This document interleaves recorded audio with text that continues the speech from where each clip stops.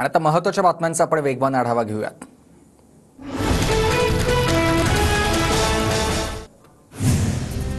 परभणीत जे घडलंय ते अतिशय धक्कादायक आहे। वस्तुस्थितीच इथून घेण्याची त्यासाठीच आलोय इथे आणि तुमच्या मागण्या सरकारपर्यंत मी पोहोचवणार आहे। शरद पवारांचं सोमनाथ सूर्यवंशी याच्या कुटुंबियांनाही आश्वासन आहे। सोमनाथला कोणताही आजार नव्हता, त्याचा खून झालाय। यात जे दोषी आहेत त्यांना फाशीची शिक्षा व्हावी, सोमनाथ सूर्यवंशींच्या आईची मागणी। मस्साजोग हत्या प्रकरणाची सुनावणी फास्ट ट्रॅक कोर्टात चालवा, शरद पवारांच्या भेटीनंतर संतोष देशमुखांच्या कुटुंबियांची मागणी। बीडच्या मस्साजोगमध्ये बोलताना खासदार बजरंग सोनावणे यांना हुंदका फुटला आणि बजरंग सोनावणेंना अश्रू अनावर झाले। संतोष देशमुखांच्या मुलीच्या शिक्षणाचा सर्व खर्च पवार उचलणार, आम्ही सगळे देशमुख कुटुंबासोबत आहोत, पवारांचं वक्तव्य। बीड प्रकरणाची चौकशी कशी करणार यावर स्पष्टता नाहीये। परभणीतील प्रकरणाच्या चौकशीचीही स्पष्टता सरकारकडून नाहीये। बीड आणि परभणीमधील घटनेवर मुख्यमंत्री निवेदन दिल्यानंतर जितेंद्र आव्हाड यांचं वक्तव्य। वाल्मिक कराडच मास्टरमाइंड, वाल्मिक कराडने सगळ्या जिल्ह्याची वाट लावून टाकली, संदीप क्षीरसागर यांचा आरोप। बीडच्या पोलीस अधीक्षकपदी नवनीत कौवत यांची नियुक्ती झाली, अविनाश बारगळ यांची झाली होती तडकाफडकी बदली। सरपंच संतोष देशमुखांची जशी हत्या झाली तशीच शिक्षा आरोपींना व्हावी, आम्हाला केवळ न्याय हवाय, देशमुख कुटुंबाकडून अपेक्षा व्यक्त। भुजबळ आज आणि उद्या राज्यभरातल्या ओबीसी नेत्यांची भेट घेणार, ओबीसी नेत्यांची मतं जाणून घेतल्यानंतर भुजबळ पुढचा निर्णय घेतील। भुजबळ पवारांसोबत आले तर स्वागतच, अजितदादांच्या राष्ट्रवादीत नाराज असलेल्या भुजबळांसंदर्भात खासदार निलेश लंके यांचं वक्तव्य। राज्यात पीक विमा घोटाळा, पीक विमा माफिया तयार झालेत, नाव न घेता सुरेश धस यांचा धनंजय मुंडेंवर निशाणा। शरद पवारांनी घेतली स्वर्गीय विजय वाकोडेंच्या कुटुंबियांची भेट, पवारांनी वाकोडेंना वाहिली आदरांजली। राज्यमंत्री पंकज भोयर यांचा उद्या वर्ध्यामध्ये नागरी सत्कार समितीची माहिती। 10 वर्षांनंतर प्रथमच वर्ध्यात मंत्रिपद मिळाल्यानं आनंदाचं वातावरण आहे। कोल्हापुरात हसन मुश्रीफ, प्रकाश आंबेडकरांचं स्वागत, मंत्रिपदाची शपथ घेतल्यानंतर पहिल्यांदाच कोल्हापूरमध्ये।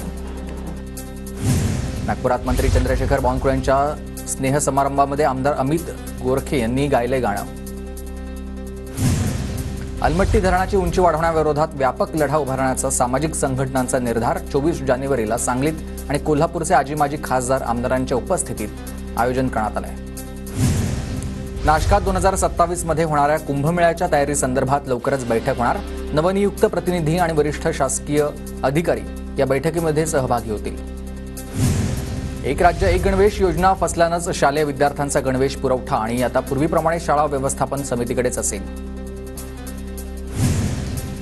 जळगावच्या यावलमधील अंगणवाडीच्या पोषण आहारात सापडल्यात अळ्या सापडल्यानंतर पालक संतप्त। नांदेडच्या उमरी तालुक्यात कापूस पिकावर मर रोगाचा प्रादुर्भाव पाहायला मिळतो, कापूस उत्पादक शेतकरी अडचणीत आले।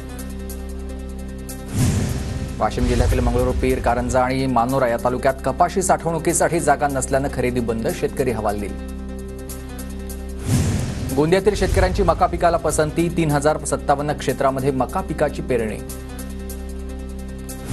भंडारा जिल्ह्यात वातावरण बदलामुळे मिरची पिकाला फटका, हवालदिल शेतकऱ्यांना 1.5 एकर मिरचीवर चालवलाय रोटावेटर। धाराशिवच्या परंड्यामधील 5 पिंपळा गावामधील शेतकऱ्यांची केळी आणि इराण, इराकला निर्यात झाली आहे। सोलापूरमधील माथाडी कामगारांच्या संपामुळे बाजार समितीमधील उलाढाल ठप्प, बाजार समितीत 40,000 क्विंटल कांदा पडून आहे। नाशिकच्या बागलाणमधील मनोरेनगर गावामधल्या शेतकऱ्यांना कांद्याच्या माध्यमातून साकारलंय देवाभाऊंचं नाव, 20% कांदा निर्यात शुल्क हटवण्यासाठी प्रयत्न करण्याची शेतकऱ्यांची मागणी आहे। सांगलीतील तुर्ची गावच्या ग्रामपंचायतीमध्ये भ्रष्टाचार झाल्याचा ग्रामस्थांचा आरोप आहे। 5 दिवसांपासून ग्रामस्थांचं अन्नत्याग आंदोलन। वीकेंड आणि नाताळच्या सेलिब्रेशनसाठी पर्यटक कोकणात मोठ्या संख्येनं दाखल झालेत। रत्नागिरी आणि कोकणातल्या सर्व किनारे पर्यटकांनी गजबजलेत। धाराशिवमध्ये पवनचक्कीच्या मारहाण प्रकरणातील शेतकरी कुटुंबाचं तुळजापुरात आंदोलन, पवनचक्कीच्या कंपनीसह ठेकेदारावर गुन्हा दाखल करण्याची मागणी। रत्नागिरीतील गुहागरमध्ये प्राध्यापकांना मारहाण करणाऱ्याला अटक करा, महाविद्यालयीन विद्यार्थ्यांकडून मोर्चात मागणी। साताऱ्याच्या अनावळेमध्ये चौथ्या राज्यस्तरीय शब्दवेल साहित्य संमेलनाची सुरुवात, ग्रंथदिंडीच्या माध्यमातून प्रचार। वाशिमच्या कस्तुरी इंग्लिश स्कूलमधील विद्यार्थ्यांचे संत गाडगेबाबा यांच्या जयंतीनिमित्त स्वच्छता रॅली. गोंदियात एकाच दिवशी 281 दुचाकी चालकांवर वाहतूक विभागाची दंडात्मक कारवाई. 2,66,000चा दंड वसूल. नाशिकच्या इगतपुरीमधून मानाच्या साई पालखीचं शिर्डीकडे प्रस्थान. समाज प्रबोधन, पारंपरिक नृत्य आणि चिमुकल्यांच्या साई नामाच्या गजरानं इगतपुरी दुमदुमली. नांदेडच्या भोकरमधील पोमनाळेमध्ये राष्ट्रसंत गाडगे महाराज यांची पुण्यतिथी साजरी झाली आणि पुण्यतिथीनिमित्तानं वेगवेगळ्या कार्यक्रमांचं आयोजन करण्यात आलं होतं. सोलापूरच्या पाथर्डीमध्ये चांदखण बाबांच्या प्राणप्रतिष्ठेनिमित्त विविध कार्यक्रमांचं आयोजन. धार्मिक कार्यक्रमांसाठी पंचक्रोशीमधील भाविकांनी गर्दी केली. गावच्या मुक्ताईनगरमध्ये प्रवर्तन चौकात अज्ञात हल्लेखोरांकडून एका व्यावसायिकावर चाकू हल्ला. 2 अज्ञात आरोपींविरोधात गुन्हा दाखल. नंदुरबारसह जळगावात चोरीला गेलेल्या 14 दुचाकी मूळ मालकांना हस्तगत करण्यात आल्या, तर आरोपींकडून आणखी दुचाकी जप्त होण्याची शक्यता आहे. वाशिमच्या मानोरा तालुक्यातील बेलोरामधील खोराडी या नदीपात्रामध्ये अवैध रेती उपसा सुरूच आहे. ग्रामस्थांकडून कारवाईची मागणी होते. भुसावळमधील बनावट बुरशीनाशक कारखान्यावर कारवाई झाली. 3,78,000 रुपयांचे बनावट बुरशीनाशक जप्त करण्यात आले. सोलापूरच्या माढाच्या खैरावतमध्ये पिसाळलेल्या कुत्र्यानं घेतलाय 9 जणांना चावा आणि एका शेतकऱ्याचा मृत्यू झालाय.